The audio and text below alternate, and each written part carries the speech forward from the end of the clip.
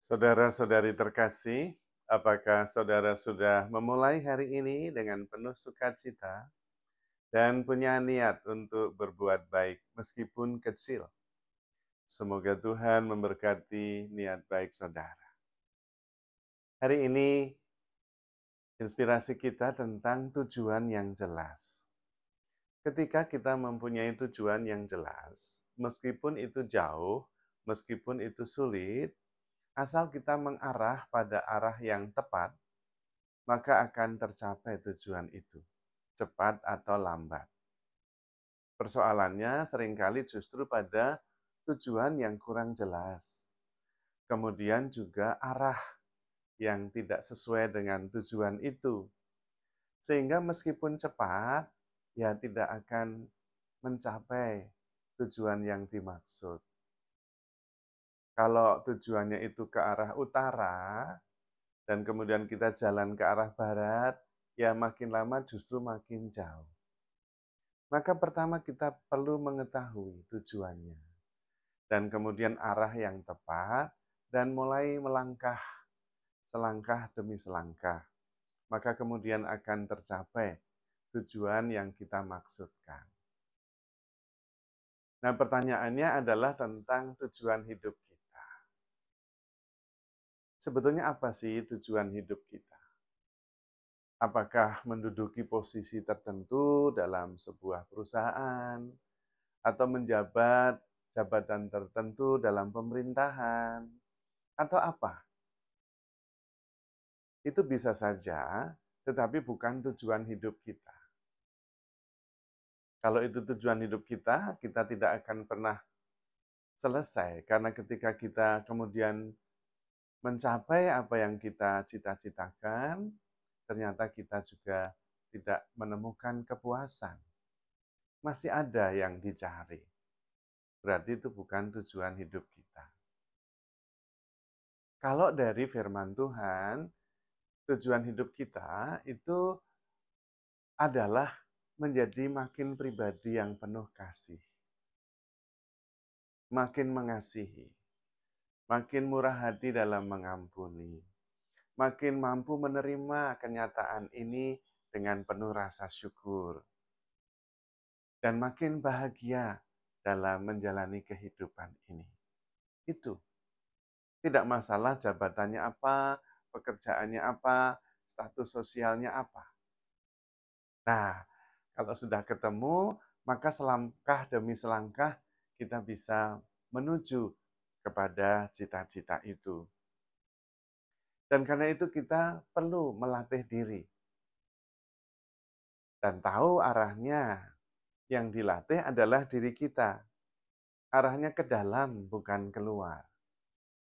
Jadi setiap hari melatih diri untuk bisa semakin mampu mengasihi, semakin mampu mengampuni, semakin mampu menerima segala sesuatu, semakin mampu bersyukur, dan semakin mampu membawa sukacita. Nah, kalau sudah seperti ini, meskipun ada kesulitan, tetapi kita bisa menyadarinya. Kemudian tetap melangkah. Pertama, karena menjadi semakin penuh kasih, menjadi semakin penuh pengampunan, itu ada pada keputusan kita, pada pilihan kita. Kita tidak mengatur orang lain, kita tidak menentukan orang lain harus mengkonfirmasi kita. Karena menjadi penuh kasih itu sepenuhnya ada pada kita. Hanya masalah kita terampil atau tidak, mau atau tidak, tekun atau tidak dalam berlatih. Demikian juga dalam hal murah hati, dalam mengampuni. Itu juga sepenuhnya ada pada keputusan kita, pada pilihan kita. Maka meskipun kecil dan sedikit, selangkah demi selangkah, kita bisa mencapainya. Karena itu tidak tergantung pada variabel yang terlalu banyak. Yaitu justru tergantung pada diri kita sendiri. Arahnya tentu ke dalam. Tetapi kadang-kadang keberatannya justru kalau begitu kemudian kita kurang peduli terhadap orang lain. Menurut saya itu adalah pikiran kita. Pikiran kita memang bekerjanya oposisi. Kalau memperhatikan diri sendiri, berarti tidak memperhatikan yang lain. Kalau fokus pada diri sendiri, berarti tidak fokus kepada orang lain. Sementara kalau kerja berdasarkan hati, tidak. Kita kan sedang menumbuhkan kemampuan kita untuk mencintai. Dan mencintai itu kan arahnya keluar. Nah, kalau kita makin mampu mengasihi, berarti makin banyak orang yang kita perhatikan. Nah, jadi kemampuan kita fokus pada meningkatkan kualitas pribadi, tidak berlawanan dengan memperhatikan sesama. Demikian halnya juga dalam hal murah hati dalam mengampuni. Kalau kita makin murah hati dalam mengampuni, kitanya bahagia, bebas, orang lain juga bebas. Disitulah win-win solution. Tidak berpikir oposisi, tetapi menjalani semua bersumber pada gerakan hati. Nah, dengan cara seperti itu, kita bisa mencapai sebuah kehidupan yang penuh syukur, penuh sukacita, sekaligus menjadi berkat bagi banyak orang. Dan itu adalah kehidupan yang mungkin dan real kita jalankan. Karena semuanya ada dalam genggaman kita. Tinggal kemauan, tinggal memohon rahmat Tuhan, tinggal keberanian untuk melangkah pada jalan yang mengarah pada tujuan yang mau kita capai, yaitu menjadi pribadi yang semakin mengasihi, semakin terbuka, semakin bersatu dengan sesama manusia, bersatu dengan Tuhan, dan bersatu dengan alam ciptaan. Itulah sebetulnya yang dimaksudkan dengan hidup dalam dimensi yang lebih luas. Bukan hanya mikir tentang diri kita sendiri, tetapi bertumbuh dalam hal mengasihi, dalam kemurahan hati, dalam mengampuni, dan juga dalam keterampilan untuk menemukan alasan-alasan untuk bersyukur. Dan alasannya banyak sekali. Hidup saja penuh dengan sukacita dan syukur.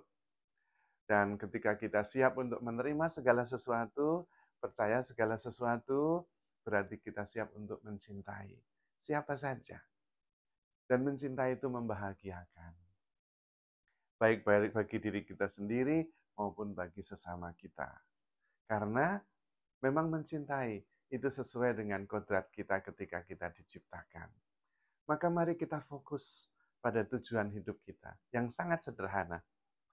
Menjadi semakin mampu mengasihi, semakin murah hati dalam hal mengampuni, dan semakin terampil untuk bersyukur dan bersukacita atas kehidupan yang menakjubkan ini.